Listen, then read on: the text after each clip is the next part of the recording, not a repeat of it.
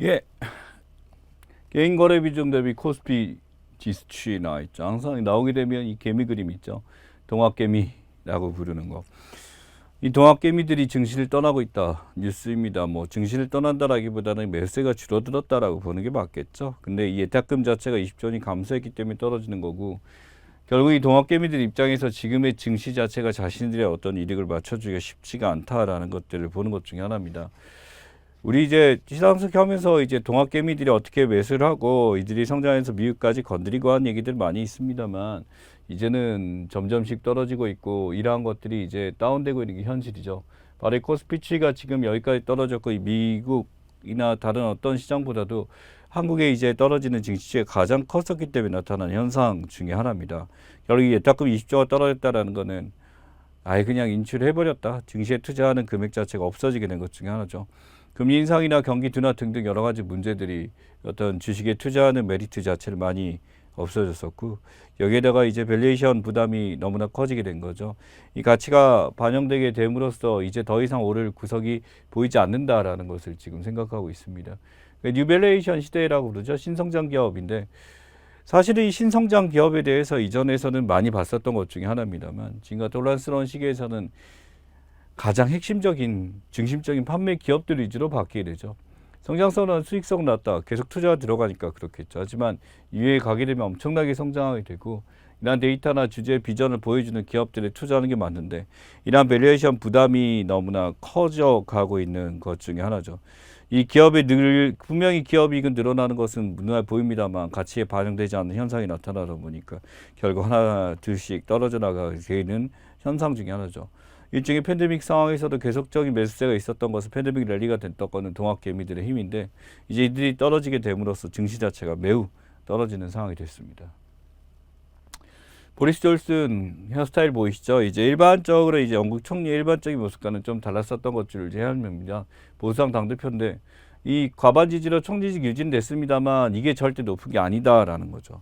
이전에 비해서 이제 어떤 파티게이트나 물가 상승이나 기타 등 영국의 여러 가지 문제점과 존슨 자체가 가지고 있는 어떤 매력 포인트가 이전에 있었는지 모르겠지만, 지금은 이제 어떤 부정적 표가 많이 나오게 됐다라는 것은 이전에 비해서 평가 자체가 떨어지고 있다라는 거죠. 정치적인 어떤 감각에 대해서도 한계점이 있다라고 보이고요. 기존에 있는 여론이나 어떤 언론과의 관계에 대해서도 문제가 있고요. 또는 이제 역사인식이나 정체성이나 모든 것들, 어떻게 보면 우리나라 같은 경우에서는 바로 이제 다운됐을 수가 있는데, 이게 의원 내각제이기 때문에 어떻게 보면 유지되는 거기도 합니다. 이 총리가 저 파티 참석인데 이 파티 게이트라고 부르죠. 이 분명히 이제 국민들한테는 절대 해서는 안 된다라고 하게 되면서 관제해서 와인 파티를 한다든지, 또는 이제 개개인에 계속된다라고 하면서도 또 직원 환송 파티를 한다든지, 퀴즈 파티를 한다든지, 크리스마스 파티를 한다든지, 한도 끝도 없죠. 보시다시피 규칙을 짓지 않는 게 하는데 나와 정부에 대한 분노를 이해한다, 나는 책임을 져야 한다, 거기에 대해서 분명히 언급은 했습니다만, 여전히 이런 발언을 함에 대해서도 계속적으로 이제 파티를 했었던 파티 중독자 같은 이런 보리스 존슨의 평가는 떨어질 수밖에 없었겠죠. 이러한 보궐선거나 기타 등등 이제 의원들의 입장에서 이렇게 바뀌게 된다라고 한다면 사퇴가 될 것이냐, 아직까지 사퇴에 대해서 미지수다라고 하고 있습니다. 근데 영국 내 가지고 있는 여러 가지 지수들이나 이런 것들이 마이너스로 되게 됨으로써 아무래도 이제 존슨 자체를 경계할, 존슨이 이제 계속 하기 힘든 상황이 돼야 되겠지만, 또 이 존슨을 경쟁할 만한 어떤 상대가 또 없다는 부재가 또 하나의 존슨의 영향을 올리는 것 중에 하나다라고 보시면 될 것 같습니다. 자, 보시면 정치국 위원들이에요. 이 정치국 위원들 보면 뭐 이름이 딱히 뭐 지금 여러분이 알 만한 건 아닙니다만, 이 북한 정치국은 북한의 최고 정책 결정 기관에 해당하게 됩니다. 우리는 의회죠. 의회에서 모든 것을 결정하게 되고 이렇게 됩니다만, 이 정치국이 어떻게 보면 사회주의 국가에선 가장 강력한 것 중에 하나입니다. 그래서 이 집단 지도체제 김정은을 위시로 한 5명 이하의 이제 결정 집단에 해당하게 되고요. 우리나라 치면 약간 국무회의의 성격이 비슷하다라고 볼 수도 있겠죠. 대통령의 의장으로 한 각부 장관들이 모여서 필요한 정책에 대해서 결정을 하기보다는 심의기구에 가깝습니다만, 이쪽에서는 어떤 의회 활동 자체가 거의 다 전무하다시피 하기 때문에 이런 정치의 결정이 모든 상황을 만들게 되죠. 결국 여기서 이제 전국적으로 17만 4,400여 명의 유혈자, 발열자, 보시다시피 하루에도 17만 명 이렇게 증가한다라고 했습니다. 21명 사망이지만 다 추산은 안 됐겠죠. 북한 같은 경우 지금 20만이 넘는 사람들이 계속 코로나가 계속 발생하고 있다라는 것들이고 지금 현재 458명 지금 됩니다만 많게자 454명인데 이것도 정확하게 판단하기는 쉽지 않겠죠. 확산세가 안정화되고 있다. 북한에서는 얘기하고 있습니다만 필요한 물자들이나 이런 것들에 대해서 계속 요구하고 있는 거 보면은 절대 지금 답은 없어 보인다라는 것들. 그래서 아무래도 북한이 오픈되어 있지 않은 국가이기 때문에 지금 이러한 코로나의 확산을 막기 위해서 여러 가지 정책이 필요해 보입니다. 그래서 북한 코로나 발생 지수가 지금 보기에는 197만인데 이게 지금 나타났던 조사했던 시기 자체가 매우 이제 이전이고요. 5월 달이고요. 지금은 이제 여기에 대해서 400만이 한참 넘어간 상황이다라고 판단되고 있습니다. 자, 미국의 증오범죄 통계요. 2019년께 최근인데 인종편견이 가장 많습니다. 그러다 보니까 어떤 인종편견에 대해서 가지고 있는 거에 대해서 이런 아시아에 대한 인종편견을 없애달라고 BTS가 계속적으로 얘기를 했었던 건 사실이죠. 또한 종교적 편견인 성지향성 편견이나 성정체적 편견, 다양한 편견들이 존재합니다. 인종적 편견을 따지고 보면 흑인에 대한 게 가장 많고 여기 보면 100인의 20전이 아시아계에 나와 있습니다만 최근에는 이런 아시아계에 대해서 2019년이죠. 바로 2020, 2021 거쳐오면서 코로나에 대한 상황이 발생하게 됨으로써 이런 아시안계에 대한 에이지안계에 대한 굉장히 이제 그 편견 범죄나 이런 분노 범죄들이 많이 증가한 건 사실입니다. 그래서 이런 인종차별 반대다라든지 백신 접종을 이야기했던 BTS의 활용은 굉장했었죠. 미국 사회에서 여전히 범죄 발생 지역 보기에는 거주지, 고속도로 거리 굉장히 많이 있습니다. 근데 보시다시피 학교에서도 10%가 일어나는 굉장히 특징적으로 보이죠. 그래서 이러한 증오범죄가 굉장히 많이 나타나고 길 가다가 또는 집 근처에서 또는 학교에서 이런 식으로 공격을 많이 하고 있고요. 단순 협반, 단순 폭행 이런 것들이 굉장히 많습니다. 강도 절도도 많이 있고요. 그래서 이러한 행위들이 아직까지도 진행된다라는 것에 대해서 미국이란 사회가 어떤 건지 대충 보일 수 있습니다. 이러한 증오범죄에 대해서 이제 바이든과 BTS가 만나서 얘기를 했었고 어떻게 보면 이제 거의 번아웃 수준이죠. 너무나도 오랫동안 고생해왔던 이제 BTS가 잠시 휴식을 가지게 됐고 뭐 그 문제에 대한 해결도 이제 또 하나의 사회이기도 합니다만 이제 어느 정도 멈춰지게 됐는데 이렇게 이제 그만둔다라고 이제 멈춘다라고 한 순간 바로 지금 하이브 주가가 여기까지 폭락해 버렸습니다. 한 순간에 2조가 날아갔다라고들 하죠. 그래서 지금 이렇게 떨어지게 된 상황이고 다시 또 이제 뭐 BTS가 복귀를 한다라고 한다면 회복이 가능하겠죠. 예. 자, 신에너지, 재생에너지, 신재생에너지 발전비용 7.5%입니다. 이게 사실은 신재생에너지가 증가한 것도 있겠지만 다른 에너지에 비해서 신재생에너지의 투자력이 많이 늘어났기 때문이라고 볼 수가 있죠. 또한 LPG의 비중도 굉장히 늘어났고요. 기존에 있던 석탄이나 원자력 같은 것이 떨어진 이유기도 합니다. 무엇보다 화석연료나 이런 것들이 코로나 시대에 수급이 잘 안 되기 시작하면 상대적 비중이 증가한 거기도 하고요. 태양, 풍력, 지열, 수력에너지, 바이오, 폐기물, 석탄, 액화, 전력, 전지, 수소 에너지까지 들어갑니다. 바로 이 물에너지도 어떻게 보면 이 재생에너지에 들어가는 것 중에 하나죠. 예전에는 수력으로 따로 계산했었습니다만 이제 이쪽으로 들어가게 됩니다. 자, 그래서 에너지별 발전 비중 추이 보시게 되면 여전히 석탄이 높은 건 사실입니다. 아직까지 우리나라는 화력에 대해서 뗄 수가 없는 상황인데 신재생에너지가 보다시피 지속적으로 성장하면서 7.5%까지 올라왔습니다. 그래서 2022년 더 상승할 수 있겠죠. 거기다가 원자력의 비중이 살짝 떨어지게 되고 LPG 비중, 천연가스 비중 많이 늘리고 있습니다. 그래서 최대한 이제 천연가스 쪽으로 많이 올리려고 하는데 이것도 우리가 러시아에서 수입을 진짜 많이 했었거든요. 세계가스통에서 이걸 들여오는 거에 대해서 조금 조절할 필요가 있다라는 얘기를 할 수밖에 없습니다. 한국에서 어떻게 보면 원자력 발전이나 어떤 재생에너지 천연가스에 대해서 믹스를 계속 증가하겠다라고 얘기했었고 국제가스연맹 입장에서는 이렇게 많이 하게 됨으로써 어떻게 보면은 이 온실효과나 이런 걸 방지하는데 한국이 일임하고 있다라는 걸 인정해주고 있는 실정이죠. 바로 WC 2022입니다. 대구에서 있었죠. 그래서 이런 가스청해가 있게 됨으로써 나름대로 한국이 탄소 중립화를 위해서 매우 노력하고 있다는 것을 표면적으로 보여줬던 사례다라고 보시면 됩니다. 주요 에너지 정책 보게 되면 미국은요 바이든 되면서 굉장히 강화시켰죠. 차세대 원자로나 원전산업 강화시키고 있고요. 일본 역시도 탄소 감축이나 노력하고 있습니다. 이거는 중국도 하고 있거든요. 비화석 에너지에서 42% 확대한다고 그래서 나름대로 중국도 여기서 하게 됨으로써 공기가 맑아졌어요. 실제로. 그래서 이렇게 되고 한국 역시 2030년 10.1% 대폭 감소하겠다라는 얘기까지 꺼내고 있습니다. 자, 이게 지금 그림 안 보지만 이거 전봇대거든요. 모래 폭풍입니다. 마치 그 영화죠. 그 영화 뭐였지? 매드맥스. 매드맥스에 보면 그 모래 폭풍이 실제입니다. 실제 상황이 지금 이런 식으로 보여지는데 중대 모래 폭풍이 지금 엄청나게 이게 더스트 스톰, 샌드 스톰이라고 부르죠. 엄청나게 강화됐었고 이게 중동에서만 있는 게 아니라 북아프리카에서도 여전히 발생하고 있고 호주에서도 지금 나타나는 현상 중에 하나인데 이런 모래폭풍이 굉장히 커지고 있습니다. 바람이 이제 나타나게 됨으로써 이 강력한 바람이 건조해지기 시작하면서 이런 모래같이 수발한 바람이 계속 나타나게 되는 거죠.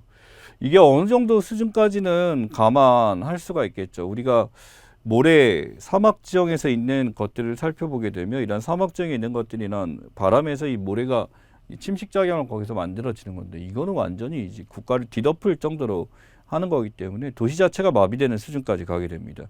이게 지금 나타나는 게 굉장히 상황이 크다라는 거죠. 자동차나 기타 등등 건물을 덮치는 경우도 있습니다만 아예 그 활동 자체를 마비시킬 정도로 하기 때문에 연간 17조 원 가까이 이제 피해를 주고 있다라고 보고 있습니다.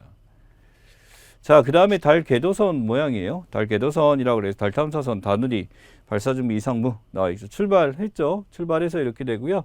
달 궤도선 가서 지금 인터넷 탑재들도 있고 감마선 분광기 등등 다양한 거 가지고 가고 있면서 우리나라 이제 달폰이 있잖아. 이걸 달 촬영선까지 갈 수 있게 해놨습니다. 인무궤도 지금 들어가서 여기서 이제 공전하면서 돌면서 정보도 가져오게 되고 결국 우리도 이제 달 탐사선이 출발할 정도로 많이 성장한 우주에 대해서 가고 있다라는 것을 볼 수가 있습니다.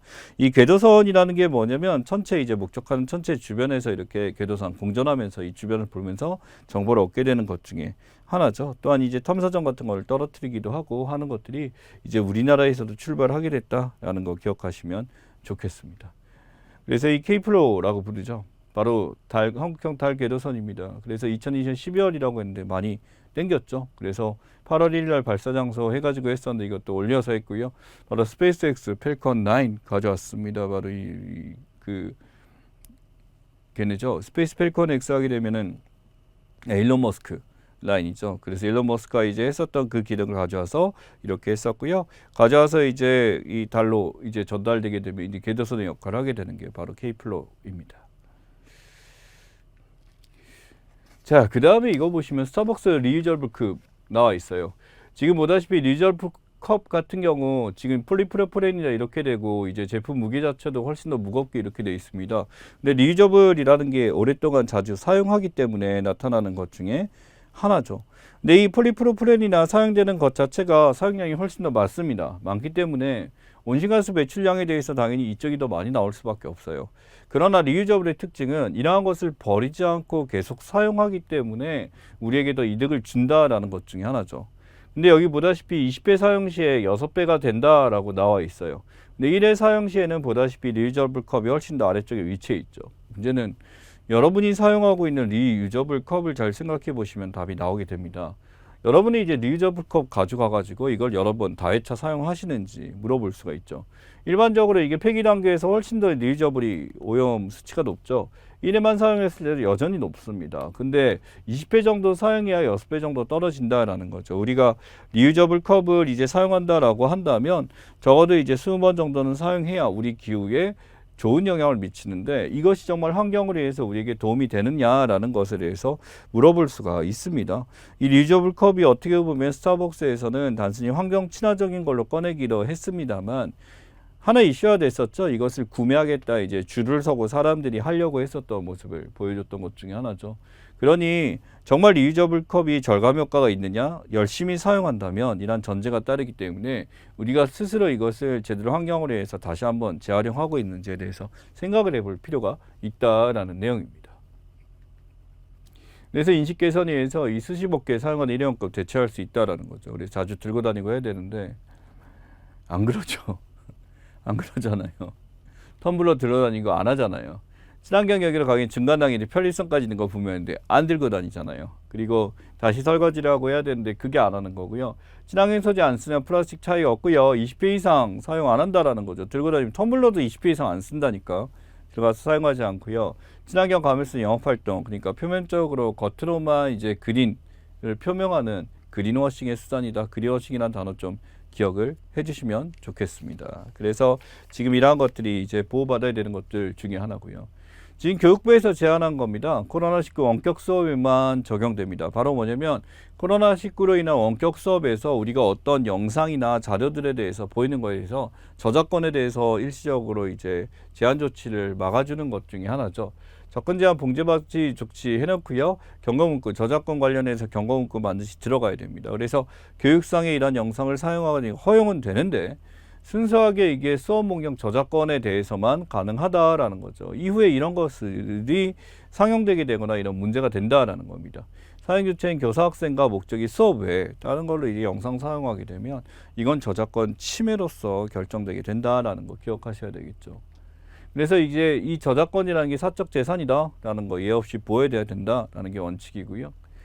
이게 저작권 보호에 대해서 우리나라가 저작권을 제대로 보호 안 돼줘서 망한 것 중에 하나가 이제 콘솔 게임 시장 쪽이랑 그다음에 출판소 만화들이죠. 그러다 보니 웹툰 쪽으로 많이 갔는데 이제 이러한 것들이 우리나라의 어떤 창작 능력은 굉장히 뛰어납니다. 근데 이게 보호받지 않게 됨으로써 그만큼 이러한 활용을 할 수 없게 되는 상황이 나오게 됐었죠. 상대적으로 지금 지적재산권이나 이런 것들에 대한 사고 방식이 많이 바뀌었습니다.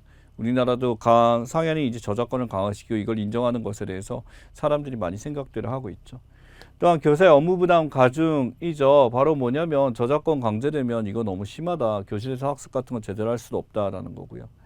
사실 이 저작권 고려해 가면서 수업 준비하는 선생님 훌륭한 선생님이에요. 그냥 예전에 있었던 말도 안 되는 자료 써가면서 그냥 칠판 필기하면서 보여주는 선생님이 많이 있습니다. 물론 그 수업이 나쁘다는 게 아니라 이러한 영상도 활용하고 연구해 가면서 필요한 거 보여주러 한 선생님은 저는 인정받아야 되기 때문에 이 교사에게 대해서 이런 걸 전달해 줄 필요가 있고요. 재정교부금의 규모에 따라서 양극화 현상 나타난다 지금 나와 있죠.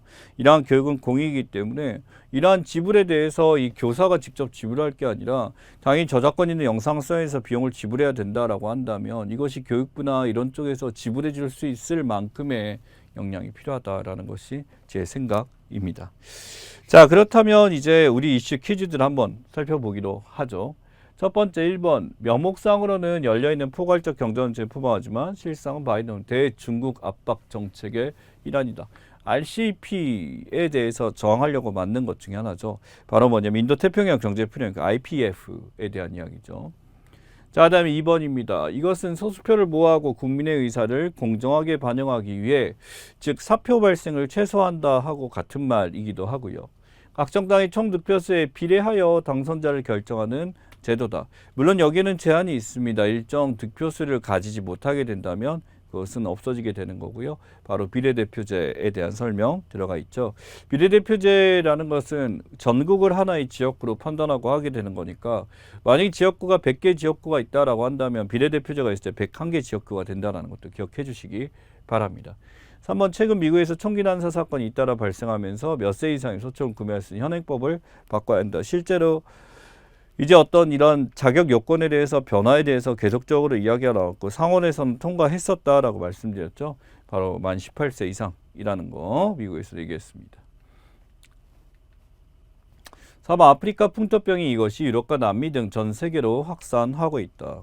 바로 멍키박스 원숭이 두창에 대한 이야기죠. 그래서 지금 많이 나타나고 있고요. 법무가 지금까지 공직자 인사 검증 기능을 수행했던 민정수석실을 없애고 법무부가 없애는 게 아니죠. 윤석열 대통령 정권에서 없애는 거니까 이거는 지금 없앴다라는 거이고요. 여기서 이것을 신설한다고 밝혔다. 인사정보에 대해서 관리단장이죠. 인사정보관리단장을 만듦으로써 이전에 법무부, 검찰, 민정수석에서 나눴던 것을 여기 한 곳에서 총괄하겠다라고 한 거죠. 경기행복 속도가 느려지는 상황에도 물가 상승이 발생하는 것, 이것을 슬로우플레이션이라고 부르죠. 스태그플레이션의 초반 모습이고요. 어떤 성장 자체가 굉장히 속도 자체가 매우 둔화되는 것을 이야기합니다. 7번 이것은 지자체가 교육기관 및 교육행정기관 설치 개혁에 필요한 지원을 국가가 교부하는 거. 이제 그 지방자치단체주는 지방재정교부금이라고 합니다. 그 중에서도 이거는 교육과 관련된 거기 때문에 지방교육재정교부금이라고 하시면 되겠죠. 결국 이 재정교부금의 사이즈가 커졌다라는 얘기는 그만큼 지방자치가 제대로 이루어지지 않고 독립적이지 못하다라는 걸 보여주게 되죠. 거치는 세금이 없어서 그렇죠. 사람 숫자가 부족해지니까 어쩔 수 없는 현상입니다. 합리적 이유 없이 연령만에 이어 직원의 임금을 깎는 이것은 고령자 고용법을 위반한 걸 무효라는 대법원 판결 최근에 나온 거죠. 합리적 연령만에 이유를 하니까 임금 피크제에 대한 얘기죠. 성과연금제에 대한 이야기죠. 자, 그 다음에 9번. 이것은 한국과 다른 특정 국가의 직간접 교역을 비롯해 모든 부분의 경제 교류를 중단, 금지하는 조치다. 그래서 그 나라의 거래에서 일시적으로 금수 조치를 내렸다라고 해서 금수 조치라고도 부르고요. 영어로는 엠바고라고도 부르니까 두 가지를 다 쓸 수 있습니다. 10번. 이것은 통행금지를 뜻하는 말로 항공 부문에서 공항 운행 제한 시간을 의미한다. 그래서 일시적으로 이 시간에 제한을 걸게 되는데 기본적으로 정치 군사적 목적에서 이루어지는 경우도 있습니다만 주변 이제 항공사 주변에 있는 어떤 그 사람들의 어떤 수면 시간이나 어떤 이런 소음에 대한 보장을 해주는 거죠. 커피 타임, 커피에 대한 이야기죠. 11번. 이것은 소비 동향을 파악하기 위한 지표로 최종 소비자에게 판매된 실적을 의미한다. 소비자에 대해서 판매하는 거, 그래서 소매 판매액 지수라고 부르죠. 얼마나 판매됐었나 라고 하는 거. 12번. 근로방식 일반 근로자와 같은 사업주 개인 간의 도급으로 근로계약을 맺는 근로자들을 이야기한다. 일반적인 근로자 달리 이 사람들은 어떤 형태 자체가 일반적인 근로자와 다르기 때문에 특수 형태라는 거, 특수 형태 근로 종사자라고 부르는 거 기억하시면 좋겠습니다. 13번. 바이든 미국 행정부와 중국 견제 방안으로 중남미 국가 관계 및 리더십 강화를 위해 이 구상을 냈었다. 중남미와 같이 연합하게 됨으로써 올려가려고 하는 거죠. 바로 미주 파트너십에 대한 거죠. 그래서 미주 파트너십에 대해서 중남미에 대해서 기존에 중국과 거래를 하고 있으니까 고민했던 나라들에 대해서 미국이 더한 지원 주겠다라는 얘기를 했고요. 여기에 이제 이주자 협정 내용도 들어가서 이제 바이든이 점점씩 중남미 쪽으로도 진출을 하려고 하는, 그래서 어떤 중국에 대한 대중국 견제책을 마련하려고 하고 있습니다. 14번. 이것은 세액이나 세율의 크고 작음을 결정할 때 그 대상이 되는 값이나 수량을 가리키는 말, 세금에 내는 기준이라고 하죠. 그래서 세금을 걷는다, 과세에 대한 표준, 과세, 표준이라고 부르고요. 과표라고 줄여서 이야기하다 합니다. 15번. 이것은 국회 상임위원회 중 하나로 법과 관련된 기관에 대한 상한 심의하고 감독하는 역할을 한다. 그래서 그 어떤 위원회보다도 예산결정특별위원회는 중요하긴 합니다만 법제사법위원회죠. 그래서 법사위원회 같은 경우는 굉장히 큰 역할, 법에 대해서 통과된 데서 가장 크기 때문에 실제로 이 상임위원회 중에서 이 위원회장을 누가 맡냐가, 어떤 당이 맡냐가 굉장히 중요한 요소가 되기도 합니다. 자, 16번. 이것은 제2차 세계대전 당시 영군의 공제 알루미늄 파편을 뿌려 독일군 레이더를 마비시킨 조치인데, 최근에 이제 대중국에 대한 견제에 대해서 이제 이쪽에서 중국에서 이제 레이더에 대해서 초계기의 활동을 막기 위해서 뿌렸던 사건이 체프에 대한 이야기입니다. 17번. 칸 국제영화제 경쟁을 초청한 최고의 작품에 수여되는 상을 이것이라고 한다. 실제로 우리나라에서 이제 기생충이 2019년에 수혜상하면서 황금 종려상에 대한 이야기죠. 18번. 투자에서 기업 경영이 자산 투자로부터 수익 증대를 위해 부채를 끌어다가 자산 매입에 나서는 전략이라고 그래서 사실은 이 수치가 높게 되면 부채 매입인데 그만큼 이익을 보는 게 중요하겠죠. 레버리지에 대한 이야기입니다. 19번. 이것은 어떤 사안에 대해 거절할 수 있는 권리, 거부권이라고 그냥 써도 되겠습니다만 이러한 거부권에 대해서 비토권, 비토라고도 불린다는 거 기억하시기 바랍니다. 1953 설립 때 이것은 국제축구연맹의 산하기관이 유럽 지역에서 열리는 축구 경기를 총괄한다. 그래서 유럽 축구연맹이라고 하셔도 되고요. UEFA라고도 하죠. UEFA라고도 부르기도 합니다. 21번. 이것은 무역풍의 영향으로 동태평양 적도 부근의 선이 평소보다 0.5도씩 낮은 상태로 5개월 이상 지속되는 이상 현상이다. 지금 보다시피 온도가 지금 낮은 상태로 지속된다라고 했어요. 낮은 상태다라고 하게 되면 라니냐를 얘기하고요. 이거보다 높은 상태로 돼서 비가 쏟아지는 태풍은 엘니뇨라고 부른다. 두 개 구분하시면 됩니다. 22번. 저출산 상황 개선되지 않은 2050년 우리나라 이것이 57.9세 일정 고령화 심화된다 라고 나왔어요. 참 이게 어떻게 보면요, 이 베이비붐 세대라고 불러요. 지금이 만 45세 위치한 사람들이 이제 70년대 후반생들인데, 이 베이비붐 세대 인구가 가장 많을 때가 피크를 찍다 보니까 어떻게 이 중위연령도 같이 이동하는 게 아닌가 싶기도 합니다. 그래서 중위연령에 대한 이야기죠. 이들이 57.9세라고 이른다라고 한다는 것은 점점씩 이 중위연령 자체가 상승하게 되고 저출산 고령화를 보여주는 거죠. 팬데믹 랠리를 이끌어 많은 성장주가 금리 상승에 따른 이것의 부담으로 줄줄이 급락하면서 하락장에 기름을 불었다. 바로 가치 밸류에이션에 대한 이야기 나와 있습니다. 그래서 이런 밸류에이션에 대해서 이 가치 하락에 대해서 나타나는 거, 하락장이 기름 붓고 지금 코스피 지수는 굉장히 떨어진 상황이다라는 거. 이사 영국 총리 공무원들은 코로나19 봉쇄기 한다 수시로 퍼뜨려 파문된 정치 스캔들이죠. 그래서 어떤 스캔들이나 이런 거에서 우리가 붙일 때 게이트를 뒤에 붙여주죠. 그래서 파티게이트라는 말이 붙었죠. 보리스 존슨 총리에 대해서 지금 어떤 재신임까지 말이 나올 정도로 있었던 사건입니다. 자, 이제 북한 이것은 공산당의 최고 정책 결정 기관으로 당이고 국가인 북한의 실질적인 절대 권력 기관이다. 일당제를 유지하고 있고 이 당의 가장 큰 위치를 차지하고 있는 사람들 이걸 장악하죠. 기본적으로 5명의 최고 이 김정은을 포함한 5명의 최고위가 있고요. 그 아래 있는 소속돼 있는 산하 사람들이 있는 북한 정치국에 대한 이야기입니다. 26구 에너지 안보와 기후변화에 따른 탄소 등의 신재생 에너지 분야 이슈들에 대해서 논의하는 민간국제회의 나와 있습니다. 민간국제회의고요. 바로 세계가스 청해 WCG에 대한 얘기고 2022년 대구에서 이게 있게 됨으로써 한국이 이쪽에 일임하고 있다, 위치가 높다라는 위상을 보여줬었던 사례에 해당하게 됩니다. 자, 그럼 여기까지 문제 풀어봤고요. 시사용어 브리핑 조금 살펴보도록 하죠. 첫 번째, 바로 이 탈세계와 관련해서 지금 나타나 있습니다. 무역 규모가 지금 이렇게 변하고 있죠. WTO에서 지금 2022년이면 전쟁으로 이제 이 전쟁, 우크라이나 전쟁의 영향이죠. 4.7%가 있었는데 3.0까지 떨어지고 이제 이거보다 더 떨어질 것 같다는 얘기하고 있습니다. 자이언트 스케일이나 빅스텝 얘기 나오죠. 금리 인상이 계속되다 보니까 어떤 투자 가치가 떨어지게 되는데 유일하게 일본만 지금 금리를 유지하게 되면서 투자 가치 높이려고 합니다만 일본 내부에서도 거기에 대해서 굉장히 많은 비판들을 하고 있죠.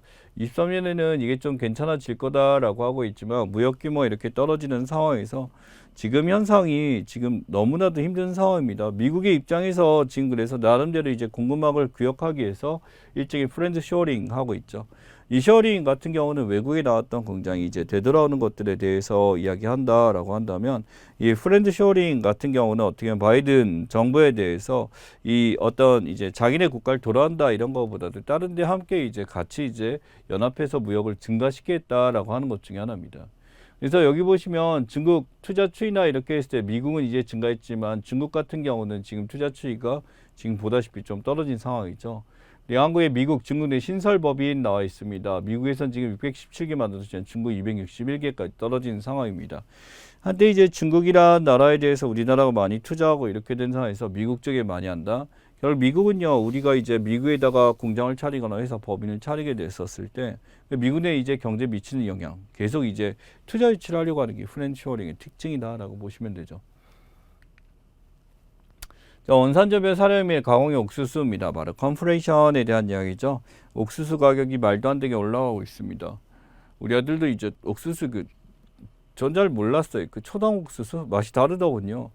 그 꼬맹이가 이제 처음에 그걸 잘 먹을까 했었는데 엄청 잘 먹더라고. 근데 비싸더군요. 5개에 10,000원인가 줬습니다. 물론 그거보다 저렴한 옥수수도 있을 겁니다만 이 옥수수 가격이 엄청나게 상승한 이유가 나름대로 이 사료용 비닐이나 가공용 옥수수 또한 이제 여러분이 이제 음료수나 마실 때 이산화탄 같은 경우도 이 옥수수에서 도출을 하죠. 또한 옥수수가 이제 옥수수 에탄올이라고 부르죠. 브라질이나 이런 데서는 가공을 통해서 이제 환경오염을 막는 이제 대체 연료도 만들기 때문에 굉장히 이제 옥수수에 대한 수요가 증가하게 됐습니다. 무엇보다 이제 우크라이나 전쟁이나 코로나19 때문에 나타났었던 것 때문에 이러한 수급 자체가 제대로 되지 않게 됨으로써 옥수수가 굉장히 지금 이 가뭄의 영향도 받았고요. 이게 문제가 굉장히 커지고 있는 상황입니다. 그래서 컨플레이션이라고 하는데 단순히 옥수수 가격의 상승만 뜻하는 것이 아니라 이것이 다른 곳에도 지속적으로 영향을 미치는 것을 설명하고 있습니다. 1970년, 2000년 스태그플레이션 다시 오다 지금 나왔죠. 어떻게 이 스태그플레이션의 원인이 다양한 이유기도 합니다만 이 지정학적 긴장 바로 러시아 우크라이나가 지금 이 우크라이나 전쟁이 가장 큰 이유 중에 하나죠. 또한 통화 긴축 때문에 다양한 금리 인상이 증가하기 시작하면서 코로나는 활성화될 줄 알았던 게 바로 이 우크라이나 사태 때문에 막혀버리게 됨으로써 지금 굉장히 안 좋은 상황이 계속되고 있습니다. 그래서 이런 인플레이션과 경제적 악화가 전 세계적으로 하고 대부분 다 여기에 대해서 낙관적보다는 비관론이 훨씬 더 많은 상황이다라고 볼 수 있습니다. 자, 저소득 청년 월세 안시 특별 지원입니다. 월에서 20만 원, 15.2만 명이 들어가요. 코로나19 때문에 알바나 이런 것들 동거하기 힘든 사람들 많이 있죠. 이러한 저소득층 정책이 사각지대입니다. 어떤 직업이 있는 것도 아니기 때문에 재난지원금 못 받고요. 또 어떤 자신들이 받기에는 청년이라는 이유로 이걸 또 지원을 못 받는 경우도 있습니다. 주거급여에서 기준 중위소득 45% 이하인 만 19세, 29세대에서 지원을 주는 것을 이야기해요. 중위소득 60% 이하라고 하게 되는데 중위소득 우리가 아까 중위연령 봤었습니다만 중위소득도 중간에 위치한 거에서 60% 이하 지금 나와 있죠. 이 중위소득의 50% 이하 하는 게 바로 우리의 상대적 빈곤층입니다. 바로 상대적 빈곤층의 바로 이 차상위계층을 이야기하고 있고요. 이들을 대상으로 이제 월 20만 원 월세 사업을 주겠다라는 것들 이야기하고 있습니다. 기준중위 100% 이하에서 기준중위 60% 이하 보장가구 청년에 대해서 이제 이게 1인 가구죠. 여기에 대해서 지원하겠다라는 거기 때문에 시원 2,000명 정도 여기에 대해서 받을 수 있을 것 같다라고 보고 있습니다. 자, 다음에 지자체 득에서에서 4, 5천만 원 지나해서 뭘 만들어? 한복문화 창작소를 만들려고 해요. 그래서 지역 한복문화 창작소 만들어서 이제 하려는데 경상북도 상주에서 지금 이걸 하려고 하는 거죠. 그래서 전주시하고 상주에서 지금 만들어지게 되면 상주 상의원입니다. 이 상의원이란 게 영화도 있었죠. 그래서 한복에 대해서 옷을 만드는 이제 궁중에서 이제 하는 것들인데 이 상주 속에서 이걸 만들어서 하고요. 전주에서도 똑같이 전자한옥 웨딩거리 통해서 하게 되고 실제로 이제 대여를 통해서 거기를 돌아다닐 때 한옥마을 돌아다닐 때 이런 한복을 입고 돌아다니는 모습을 몇 개 볼 수가 있습니다. 그래서 나름대로 이 한복문화 창작소는 우리나라의 고유 복색이기도 하고요. 이것이 막 모양 자체가 뭐 좀 아쉽거나 이렇게 되면은 말이 나오겠지만은요. 나름대로 이 한복의 미에 대해서 어느 정도 인정을 많이 받고 있죠. 최근에는 여러 가지 데포르마촌 이 변형을 통해서 이제 새로운 한복들, 신 한복들이 등장하고 있습니다만 어떤 변형이나 이런 것들이 원래의 정체성을 유지하고 있다라고는 전 나쁘게는 보지 않습니다. 거기 부정적 이야기를 많이 하는 게 있는데 어떻게 보면 이러한 복색은 우리나라의 문화 의식주 중에 하나이기 때문에 지켜야 될 문화 중에 하나죠. 그래서 이 상현 영화의 모습입니다. 상현 영화 보면은 상현 전하의 내방이므로 의대 복숭 일체 모두를 관장한다. 즉 왕이 입는 옷이나 이런 것들 또는 이 안에 있는 궁녀들이 입는 옷을 모두 다 하게 되는 거고요. 이 상현을 뽑을 때는 철저하게 공정하고 청량한 선비. 이 복색이 들어가는 비용이나 이런 것들이 그 당시에는 굉장히 많이 들었겠죠. 그러다 보니까 이런 활동들을 통해서 이렇게 이루어지고 영화의 장면에서 나와 있는 것들 이 상현에 대한 이야기인데 아까 이 상주 상현을 만들겠다가 한복문화 창작소 이름이죠. 바로 이러한 것들이 여기 들어가게 됩니다.